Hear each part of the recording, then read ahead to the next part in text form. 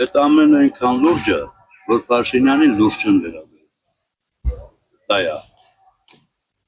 Իսկ ինչ որ վերաբերում է ստորագրությանը,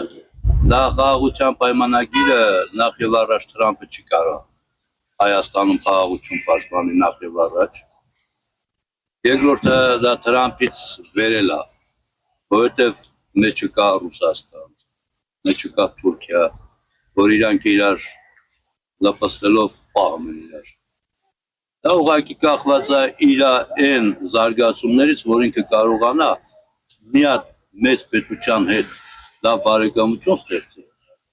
ու գրկնել բարեկամության մեջ, որ կարողանա ինքը խաղաղություն բերի։ Թե չէ, sense խաղաղություն չի լինելու։ Ինքը խաղաղություն է բերում, կներեք, բայց Ադրբեջանը այսօրվա դրությամբ զինվում է շատ հզոր զենքերով։ Դա խաղաղությունը ո՞րն է դրա։ Եթե Փաշինյանը գիտի այդ քանի գաղտնիքը, թող ինքը բացարձակ ասի, որ խաղաղությունը որից է։